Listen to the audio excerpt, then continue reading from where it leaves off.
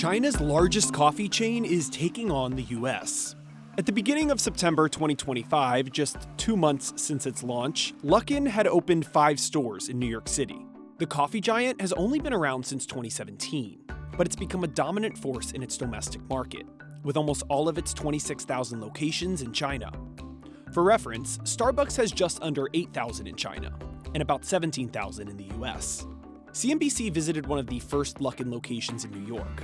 It had a number on the coffee counter, 00002. The zeros suggest that Luckin may be looking to scale its locations here into the thousands. But what challenges could Luckin face as it enters the US market? And what kind of threat could it pose to coffee chains like Starbucks?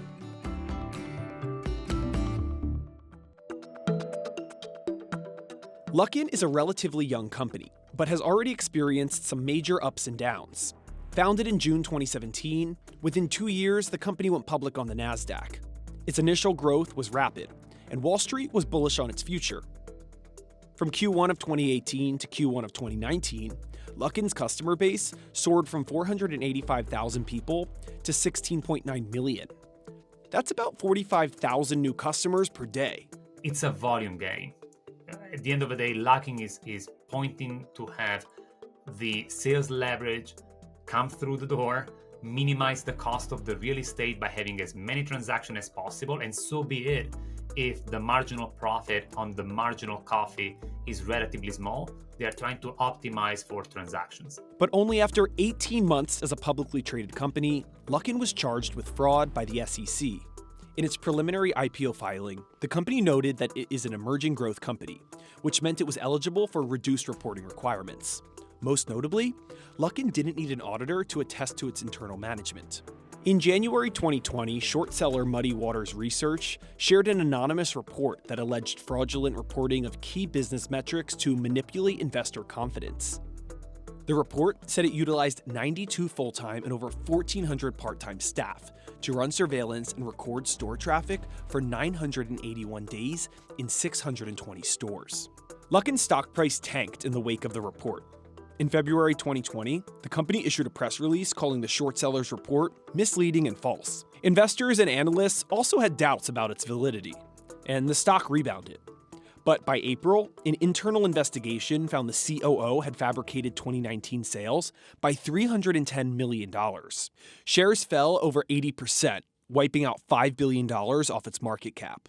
It turns out the company was also reporting millions in profits when restated filings show it was actually operating at a loss. Luckin was delisted from the NASDAQ in June 2020 and filed for bankruptcy less than a year later. But Luckin emerged from bankruptcy in 2022. It brought in new leadership and cleaned up its balance sheet. Over the next 3 years, it more than tripled its store count and quickly overtook Starbucks in China by total revenue. Despite a report from the Financial Times that Luckin was plotting its return to the NASDAQ, the company still trades on the OTC market, or over-the-counter market, a less regulated exchange. Its share price is up around 100% over the past year. Luckin relies entirely on mobile ordering. It cuts down the wait time in the stores and also reduces the amount of labor that it needs to operate. I see a coupon here for a $1.99 drink on my first order. Luckin's full-priced items aren't actually that far off from Starbucks, but the difference is you're rarely ever paying full price. The app showers you with coupons. So much so that it's actually unlikely its initial stores are even profitable right now. That is not how its competitor operates. Starbucks has always strived to be profitable on a single occasion. In the case of Luckin, the idea is I want to grow in awareness. I want to make sure that the brand gets recognized on a national basis, even though at the beginning this means that I might need to be suffering from some smaller losses on a per store basis. New York is an expensive place to operate a coffee shop. Equity research firm Bernstein analyzed its initial profitability. Rent for Luckin's Midtown location is around $15,000 per month, and labor costs are around $66,000 per month. Utilities, maintenance, and insurance could cost another $10,000. That puts its overhead at around $92,000. In the report published in late July 2025, less than a month after opening, the stores were estimated to be generating $85,000 per month, averaging about 500 to 600 orders per day. Order volumes would need to be double that to break even. I ordered on the app to test out the experience. It says it should be ready in just a couple of minutes. Walking up to the store, here is Luckin. Thank you. Thank you. Luckin had some really interesting and innovative drinks in there. I saw pineapple cold brew on the menu. This is a coconut ice latte. It's one of their most popular drinks, and it's really good. It's just a hint of coconut and not too sweet.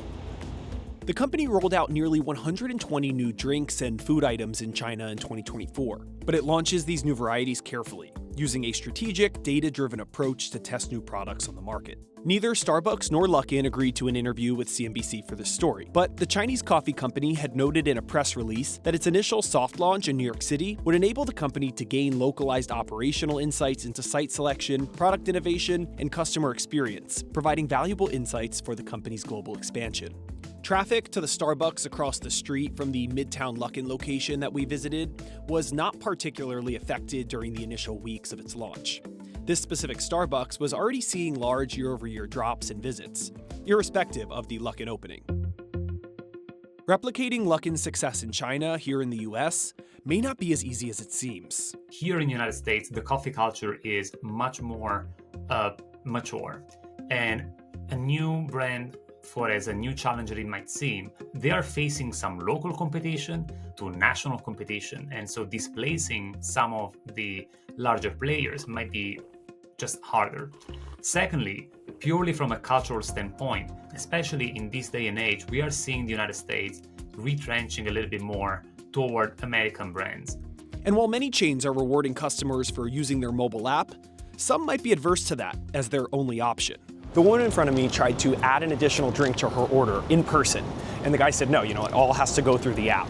The guy behind me walked in, and I guess he didn't realize that it was an entirely mobile, cashierless environment, and he tried scanning the QR code, downloading the app, got frustrated, and just walked out. So there still seems to be a little bit of friction around this idea of an entirely mobile environment. It's distinct from Starbucks, which is telling you sort of coming into stores, that employee connection is still important. Luckin doesn't necessarily have that, right? So I think our view would be that that isn't a broader threat to Starbucks. Do they establish somewhat of a foothold in major cities? But the past couple years have been rocky for Luckin's main competitor, Starbucks. The company brought in former Chipotle CEO Brian Niccol last year to revitalize the brand. The hire cost the company $85 million in cash and stock compensation. He's made all sorts of top-down efforts, like having baristas write messages on the cups and adding more comfortable seating into the stores to revive the brand's coffeehouse image. In the case of the United States, for Luckin will be trying to approach the overseas expansion without necessarily having the same level of localized and deep-rooted experience into this market that enable them to be scaling rapidly in China. I'm not saying that this may not be a threat to Starbucks, but Starbucks has still the incumbent. They still are significantly more relevant for a US consumer. But what we have seen in the store might be indicative of the fact that if the awareness were to be rising, consumers might be lacking that product and could be a potential threat to Starbucks. Do you need to cut price at all? You talked about the value scores, given there are so many new entrants into the beverage space with so much added competition. McDonald's, Luckin, there are so many others. Are you thinking about price cuts? I do believe we are a premium brand, and I do believe you get a premium experience with the Green Apron service model, and what we're doing to our coffee house is to give people that coffee house experience again. So I think we're priced correctly right now, and I like our competitive position. Where Luckin shines is value. Its products are not actually that far off from Starbucks prices. A latte at the Luckin we visited was $5.75. At Starbucks, it's $5.95. The key difference, however, is that customers are rarely paying that full price at Luckin. They are showered with coupons in the app, often in the range of 30 to 50% off. In 2024, Starbucks began offering frequent deals and promotions within its app, too. This attracted customers that were more price sensitive. But Niccol had the company move away from that. It was driving away the core consumer base, who was feeling fairly disappointed by the lower quality of experience, despite the premium price that they would need to pay for Starbucks coffee.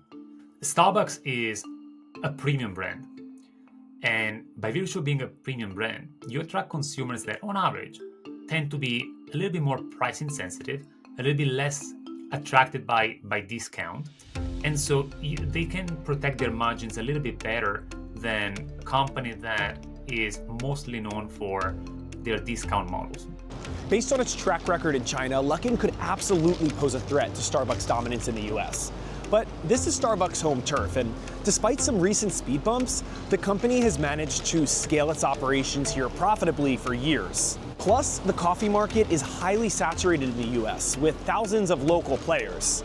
Now, only time will tell just how big of a disruptor Luckin will be.